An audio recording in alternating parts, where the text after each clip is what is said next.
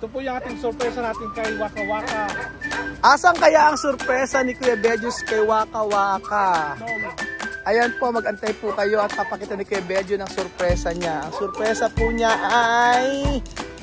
Magandang araw po, good afternoon mga amigo. Kumusta po ang bawat isa? Alas 5 ng hapon at nandito po tayo mga kababayan ko. Ito na ako, kanto nila Marvin. Ayan po mga amigo, magandang araw po sa inyo lahat mga kababayan ko. Ako po si Kuya Raul, ang pasmadong bibig ng Nueva Ecija, na kung saan ay meron po tayong titingnan na sikretong malupit. Asan may contact natin?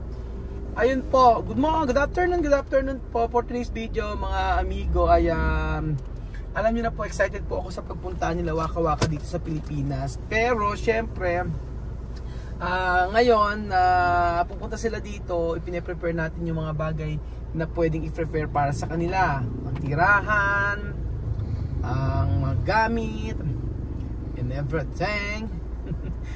Ngayong araw po mga amigo ay may titingnan po tayong isang property na kung saan ay pag maganda ang lugar ay bibili natin.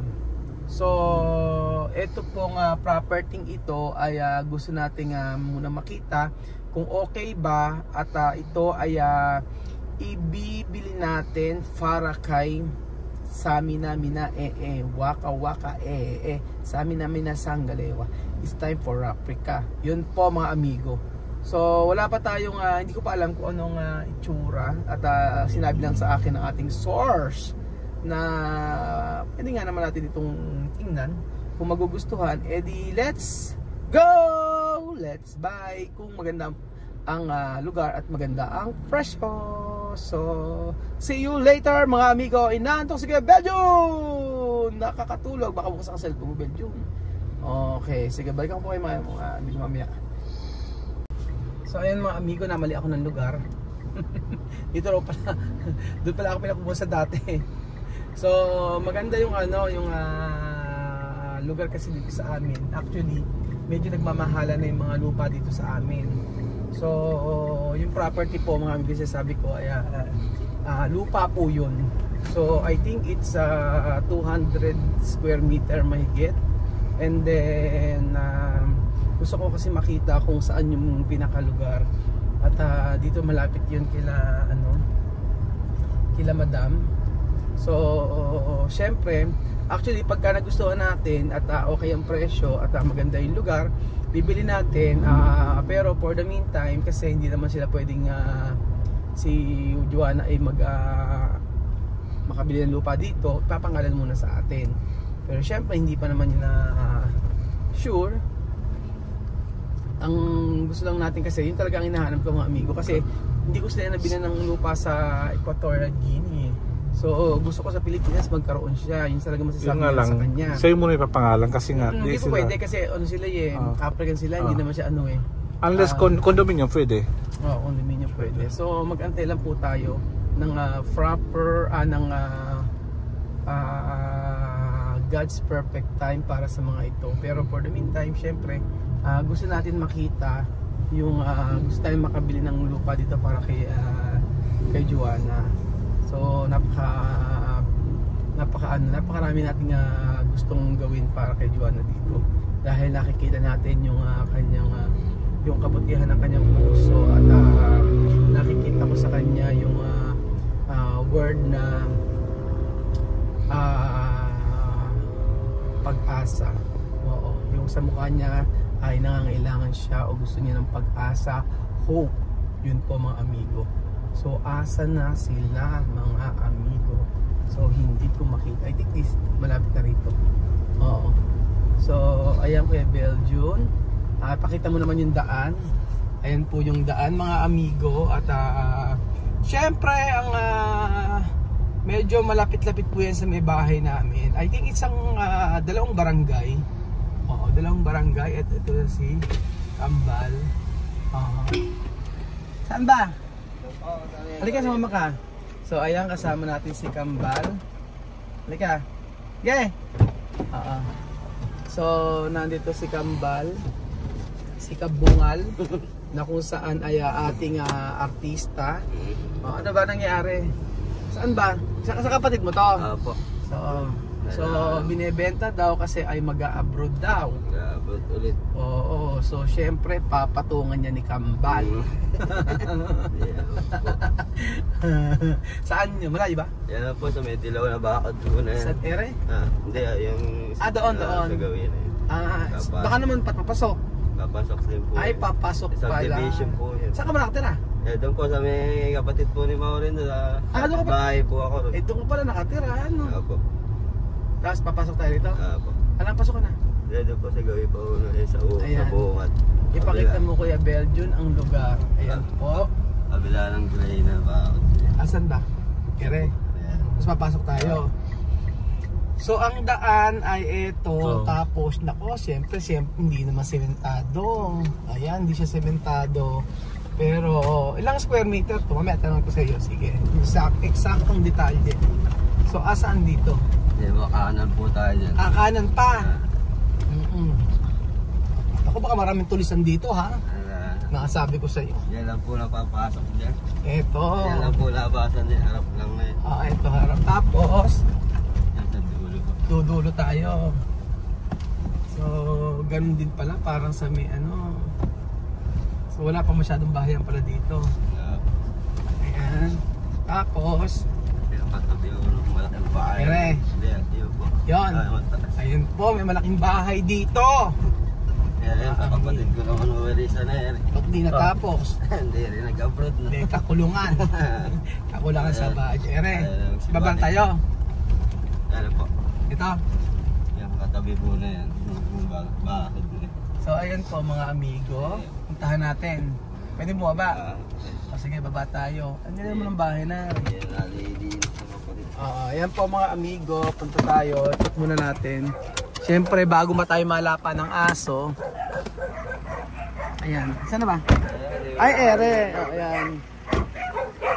So may bagong katabing bahay rito. Ayan po yung bahay na ere mismo. Ito mismo. Belyo, kumuha ka na sa saluyot, Belyo. May pakulam tayo mamaya. Saluyot, Re? Di ba saluyot ito, Kambal? Ay, di ba saluyot, Re? Saluyot yan, ayan na. Damo to. Saluyot yan. May damo to na parang saluyot din. Ay, eto. Ay, nakabakod na siya sa gilid. Hanggang saan paikot? Ay, ito naka-bakod na paikot. Opo, paikot na po. Ayan. Kaya lang, ang problema, hindi siya simentado sa harapan. Ano? Oo. Pag ba binili ito, kasama na yung saging. Baka po pwedeng mauna yung puso ng saging. Dati ko kasi tinataniman niya ng mga gulay yan. Sumawa na rin siguro. Sumawa na rin siguro. Kasi rin yun. Oo. Bunso na yung lalaki. Buso mong lalaki, kapatid. Naku, maganda naman. Kaya lang hindi lang nalilinis. Ayan po. Eri siya. Maganda naman yung lugar. Ano yan? Nahati-hati na yung mga lote? Ano ba dati ito? Subdivision? Ano ba to? Manggahan po dati ito.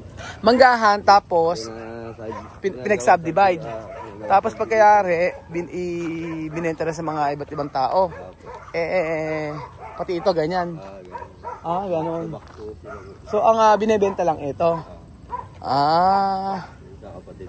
Sa kapatid mo to. Tapos siya na rin nagpaano, no?